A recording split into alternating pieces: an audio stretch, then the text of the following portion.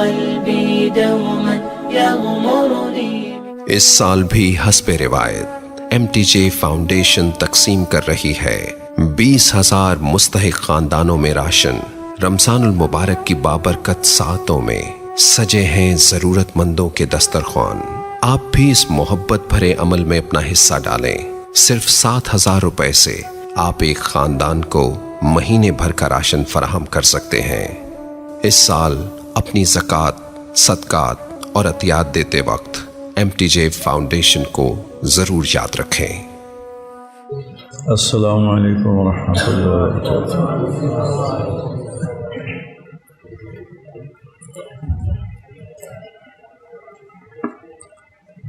اعوذ باللہ من الشیطان الرجیم.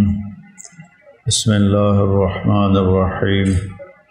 یا ایہا النبی اذا طلقتم النساء فطلقوهن لعدتهن وأحصوا العدة واتقوا الله ربكم ولا تخرجوهن من بيوتهن ولا يخرجن إلا أن يأتين بفاحشة مبينة وتلك حدود الله ومن يتعدى حدود الله فقد ظلم نفسه لا تدري لعل الله يحدث بعد ذلك أمرا.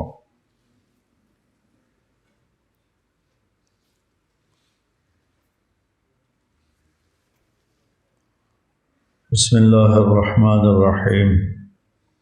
والصلاة والسلام علی رسولہ الکریم وعلی آلہ واصحابہ اجمعین. 2 دن سے ایک ہی آیت زیر بحث ہے، چونکہ وہ بہت زیادہ اہمیت کے حامل ہے ہمارے معاشرے اور معاشرتی زندگی میں. جو ایک عدم توازن پیدا ہو چکا ہے، اس کے لیے اس کو میں مزید آج کے دن بھی آگے چلانا چاہتا ہوں کہ خاوند اور بیوی کا جو رشتہ ہے یہ سب سے بنیادی رشتہ ہے. پہلا رشتہ جو اس کائنات میں قائم ہوا آدم اور حوا، وہ زوج اور زوجہ تھا، خاوند اور بیوی. اور آخری رشتہ جو باقی رہے گا اور جو جنت میں انشاءاللہ اکٹھے رہیں گے وہ خاوند اور بیوی ہیں. ہر شخص اپنی بیوی کے ساتھ، ہر عورت اپنے خاوند کے ساتھ جنت میں الگ الگ مقام، لیکن آپس کا ملنا ملانا، آنا جانا، قرب، فاصلے بھی سمٹ جائیں گے اور ٹائم تو ویسے ہی زیرو ہو جائے گا. جب ٹائم زیرو ہوتا ہے تو ساتھ اللہ فاصلے بھی یہ یوں کر کے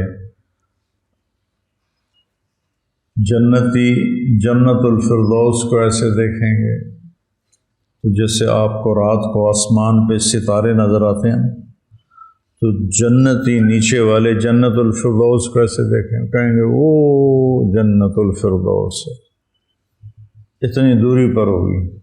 لیکن اگر وہاں جانا ہے تو ایک لمحہ، کلمح البصر، جانے کے لیے فاصلوں کو ناپنے کی ضرورت ختم ہو جائے گی. اس رشتے کو باقی رکھنے کے لیے اللہ نے سینکڑوں آیات اتارے.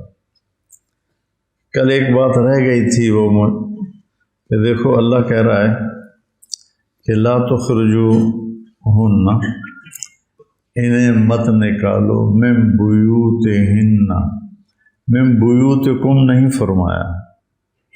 یہ قابل غور چیز ہے، کل بحث میں نہیں آئی، تو یہ میں نے دوبارہ جب دیکھا ہے تو آپ کو متوجہ کر رہا ہوں کہ لا تخرجوہن یوں ہونا چاہیے جیسے ہم میرا گھر ہے، تو بار آئی ہیں، جیسا مرضی تینوں میں 2 لفظ بول کے دھکے دے دیں. یہ جو میرا ماحول ہے میرے گاؤں کا، اے پتر میرے، اولاد بھی میری ہے، گھر بھی میرا، نکل جا جدو آئی ہیں. یہ ہمارا دیہاتی کلچر. میں دیہات کا آدمی ہوں، میرا خمیر میں دیہاتی فطرت ہے، شہری فطرت نہیں ہے.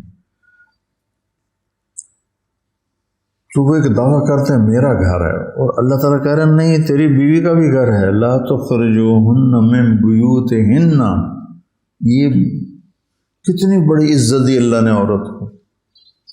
چند دن پہلے ہی ایک شادی شدہ بچی کہہ رہی تھی کہ عورت کا تو کوئی گھر ہی نہیں ہوتا، ماں باپ کے گھر میں ہوتی ہے تو اسے کہا جاتا ہے تو پرائی ہے، تو پرائی ہے، تو مہمان ہے، تو اس کا تصور بنتا ہے کہ تو پھر یہ گھر میرا تو ہے۔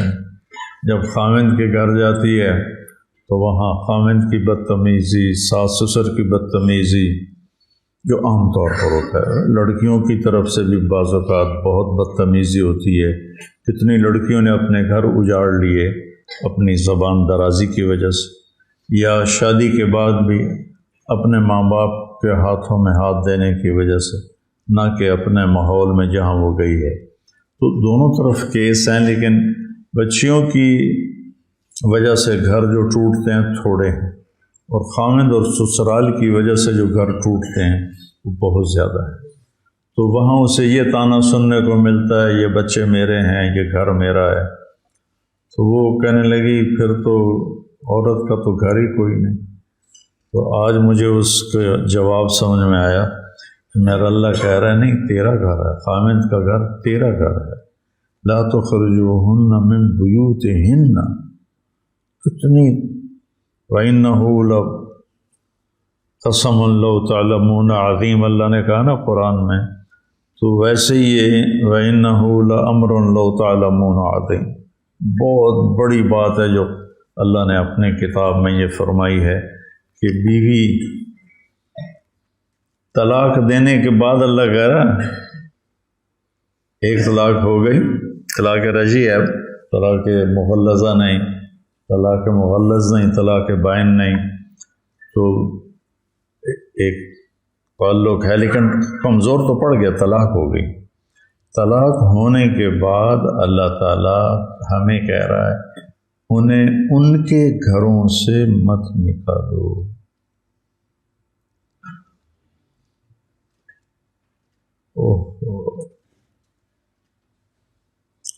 اور نکالو پہ بات زیادہ ہی، میں گاؤں میں تھا، ایک بچہ آیا نوجوان، کہا جی میری بہن کو اس کے خاوند نے گھر سے نکال دیا ہے کہ فریج لے کے آ تو گھر میں آنے دوں گا، نہیں تو نہیں آنے دوں گا۔ تو میری بہن اجڑ کے میرے پاس آئی بیٹھی ہے کہ میں تو فریج لے کے دے نہیں سکتا، میرے پاس تو اتنے پیسے نہیں، میں غریب آدمی۔ میں نے فوراً اسے فریج لے کر دیا اور اس کے بہن کے آگے اس نے پہنچایا۔ تو اللہ تعالیٰ فرما رہا ہے کہ طلاق ہونے کے بعد عورت کو یہ اللہ عزت دے رہا ہے کہ وہ اپنے گھر میں ہے، اسے گھر سے مت نکالا، اور پھر آگے انہیں کہہ رہا ہے تم بھی نہ نکلنا، ولا یخرجنا، تو تم بھی نہ نکلنا، بیٹھنا، کہ تمہارا گھر ہے۔ اور اس ہمارے ماحول میں کیا یہ ممکن ہے کہ ایک طلاق کے بعد سسرال والے کہ نہیں تو ہماری بیٹی ہے تو رہے، شاید رجوع ہو جائے اور گھر آباد ہو جائے، یا جس کو طلاق ہوتی ہے وہی اتنی وہ دل برداشتہ ہو جاتی ہے کہ وہ خود ہی گھر چھوڑ کے نکل جاتی۔ تو دونوں طرف سے خلاف ورزی ہو رہی۔ لڑکی کے ذمہ ہے کہ وہ گھر میں رہے، تمہارے ذمہ ہے کہ تم اسے گھر میں رکھو۔ یہ واقعات اللہ کسی کے اوپر بھی نہ لائے، لیکن ہر ایک کو پیش آ سکتے ہیں۔ دنیا ہے، اسباب حوادث کی دنیا ہے، فوائد کی دنیا ہے، عوائد کی دنیا ہے، یہ چیزیں یہاں پیش آ سکتی ہیں۔ تو تمہیں پتہ ہو کہ میں نے یہاں اللہ کے حکم کو کیسے پورا کرنا ہے، کہ طلاق کے بعد بھی وہ گھر کی ملکیت اس کی ثابت۔ اگر خاوند مر جاتا ہے تو بیوی کو وراثت میں حصہ ملتا ہے، 8واں حصہ اللہ نے بیوی کی وراثت رکھی۔ بھائیو، ہم اپنے معاشرتی امور میں کوسوں دور چلے گئے۔ تو ایک تو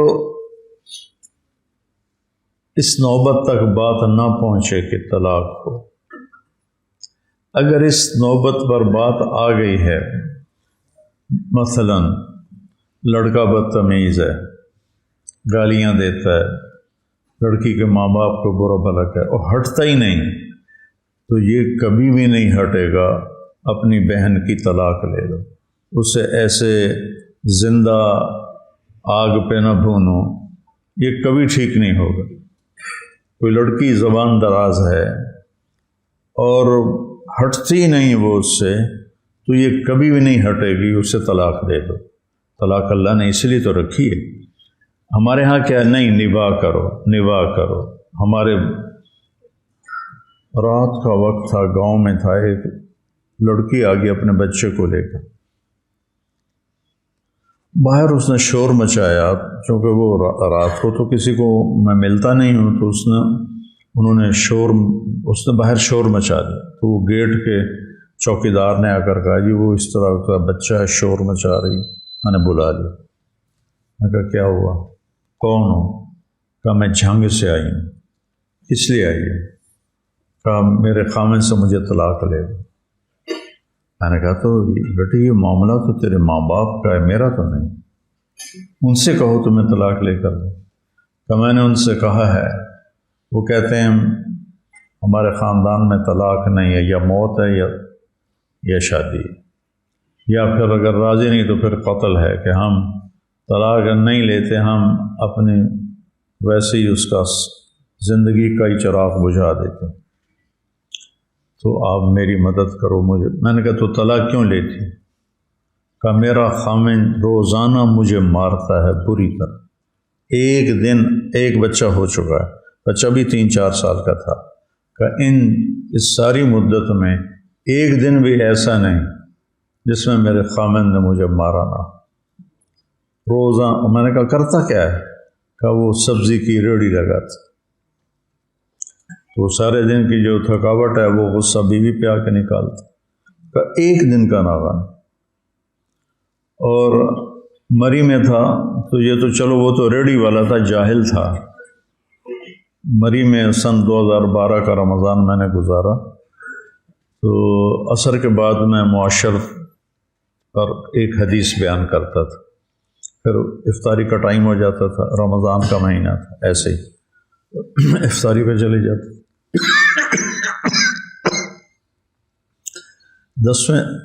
8ویں دن امام مسجد کی بیوی میری بیگم کو ملنے کے لیے آئی اور آ کر کہنے لگی میں آپ کا شکریہ ادا کرنے آئی ہوں اور مولانا کا شکریہ ادا کرنے آئی ہوں کہ یہ پہلے 8 دن ہے میرے خامن نے مجھے مارا نہیں، جب سے میری شادی ہوئی ہے میری روز ہی پٹائی ہوتی ہے، یہ 1 دن چھوڑ کے 2 دن چھوڑ کے۔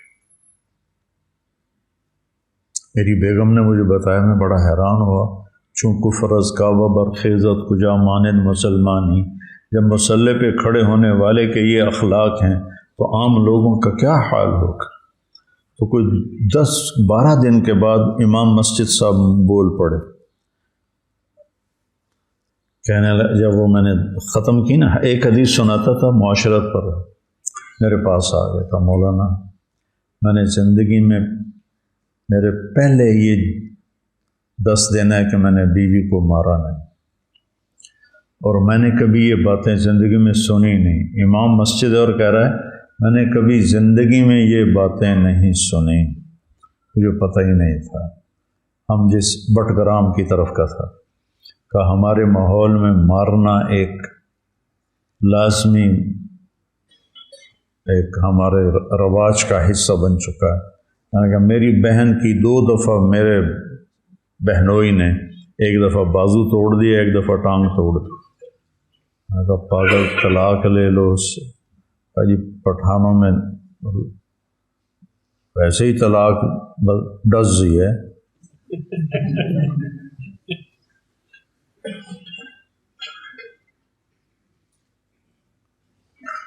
اسی درس میں ایک راول پنڈی مدرسہ کے محدث بیٹھتے تھے، دورے کے سبق پڑھاتے تھے، تو جب وہ 20 ایک دن گزرے، 25 دن میں رہتا تھا، 20 ایک دن گزرے تو وہ مجھ سے فرمانے لگے کہ مولانا میں 35 برس سے حدیث پڑھا رہا ہوں، میں نے یہ حدیثیں آج ہی سنی ہیں آپ سے، میں نے کہا جی آپ کے تو سامنے سے گزرتی ہوں گی، بس یہ ہے کہ اس وقت لا یتلو تلاوتاً فہو تالن، اس وقت پھر یہ چل رہا ہوتا ہے، تلاوت چل رہی ہوتی ہے، نہ پڑھنے والے کو پتہ ہوتا ہے کیا پڑھ رہا ہوں، نہ پڑھانے والے کو پتہ ہوتا ہے کہ میں کیا پڑھا رہا ہوں۔ یہ تو مذاق ہے حدیث پاک سے، یہ تو کوئی یہ کیا تک ہے کہ برکت کے لیے، برکت بی بی نو باہر چھڑ کے آؤ، برکت کے لیے نہیں، فہم کے لیے ہے۔ میں علم کیوں حاصل کر رہا ہوں؟ سمجھ کے لیے، ہدایت پانے کے لیے، برکت کے لیے اور تھوڑی بات ہے۔ جو گھران آپس میں اتفاق سے رہتا ہے، چاہے وہ فاسق ہی ہو گھرانہ، ان پر برکتوں کا نزول ہوتا رہتا ہے۔ جس گھرانے میں توڑ پیدا ہو جائے، وہ چاہے تقوی والے ہوں، ان سے برکتیں اٹھ جاتی ہیں۔ تو اگر تمہاری بہن، تمہاری بیٹی اس مشکل میں آ گئی ہے کہ خاوند کا رویہ ٹھیک ہی نہیں ہو رہا، تو طلاق لے لو، اس کی زندگی کو ایسے زندہ درگور مت کرو۔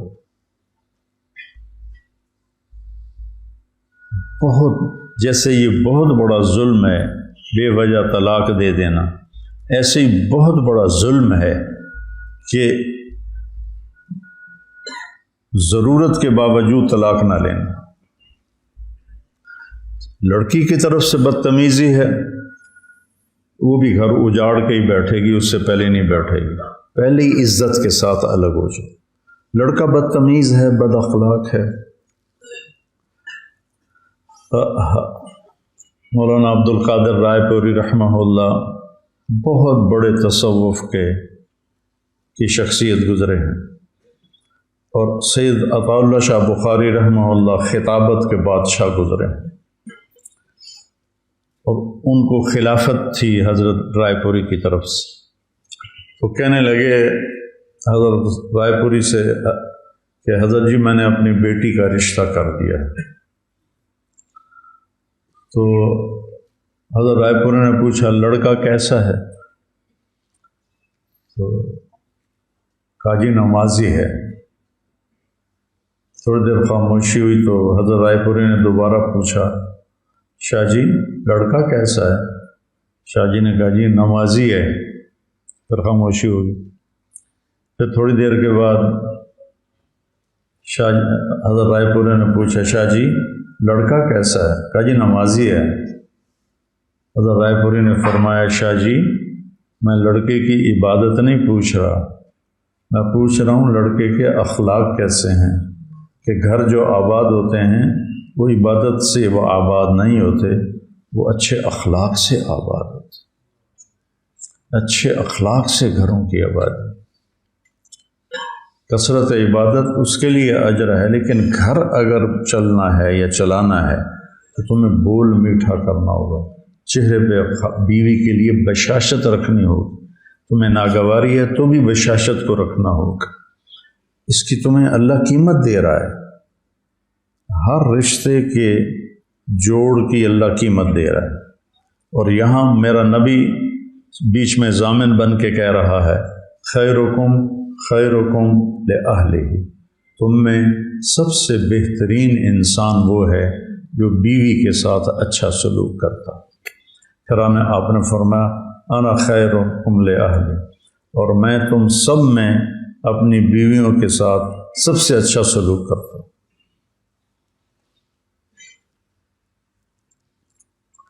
تو پھر یہ زیادتی نہیں ہونی چاہیے،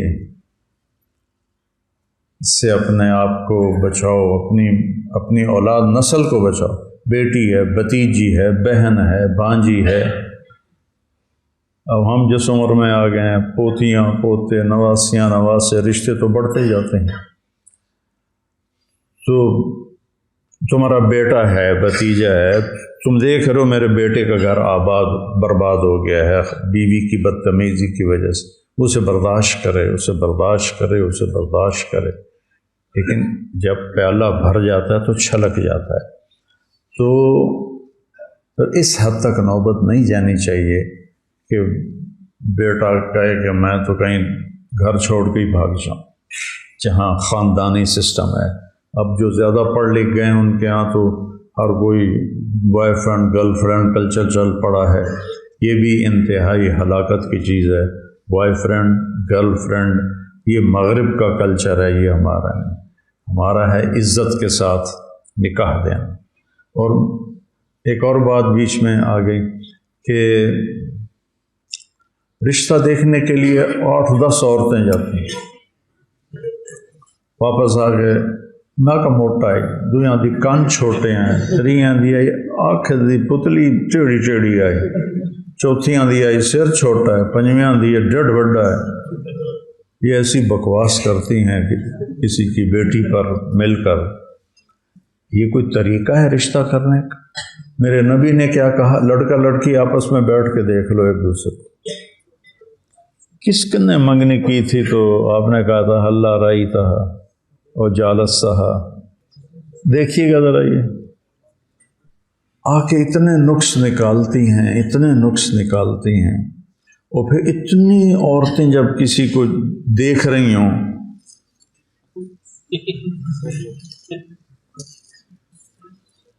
تو اس بیچاری پہ کیا گزر رہی ہوتی کہ ہر نظر تیر بن کے چبر، تیر بن کے تیر بن کے تیر بن کے نشتر بن کے اس کے اندر جا رہا. چاقو کا نشتر کم ہوتا ہے اور یہ نظر کا نشتر اس سے زیادہ ہوتا ہے. اللہ کے نبی نے کہا جس سے منگنی کی ہے اس کو دیکھ تو لو. اگر لڑکی کہہ دے اپنے ماں باپ سے کہ میں یہاں رشتہ نہیں کرنا چاہتی تو وہ کوئی نافرمان نہیں ہے. لڑکا کہہ دے کہ میں یہاں رشتہ نہیں کرنا چاہتا وہ کوئی نافرمان نہیں ہے. کتنے گھر وہ جو ہمارے ذمہ داروں میں، اب تو خیر وہ خاندانی سسٹم وہ بڑے سارے قبروں میں چلے گئے جو جابر ہوتے تھے، بس جڑی گل کر دیتی ساڑی ہکو گل ہوندی. میں نے کتنے اپنے عزیزوں کی زندگیوں کو برباد ہوتے تھے. خواتین اجڑ کے برباد، یعنی وہ ایسی تھیں جیسے بیوہ، اور خاوند ایسا تھا جیسے رنڈوا. جو زبردستی شادیاں کی گئیں ان کا جو انجام میں نے دیکھا اپنے علاقے میں، اپنے خاندان میں، اپنے قریبی دوست خاندانوں میں. چونکہ ہم جو پنجاب کے ذمہ دار ہیں تو آپس میں کنیکٹڈ ہیں. وہ چونکہ صدیوں سے آباد ہے نا، جو مہاجر نہیں جو لوکل ہیں وہ آپس میں صدیوں سے کنیکٹڈ ہیں، تو سارے حالات کا پتہ ہوتا ہے. تو ہمارا معاشرہ یہ ایک بہت بڑا ظلم ہے کہ لڑکی کو پھاڑ جانے والی آنکھوں سے دیکھنا.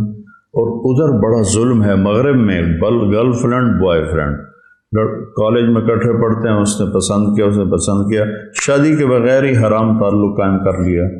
اور اس وجہ سے جو ان کا جو خاندانی سسٹم تباہ ہوا ہے. اسپین میں پولیس کا SSP اور پارلیمنٹ کی ممبر اور 2-3 اور بڑے افسر مجھے ملنے آئے. میں نے وہاں بیان کیا تھا، اس بیان سے وہ بڑے متاثر ہوئے. اس کا اسپینش میں ترجمہ انہوں نے سنا، کہا ہم نے اس آپ کے عالم کو ملنا ہے، اس نے وہ باتیں کی ہیں جو آج تک کبھی کسی مسلمان عالم نے آ کے یہاں نہیں کی. میں نے کیا باتیں کی تھی؟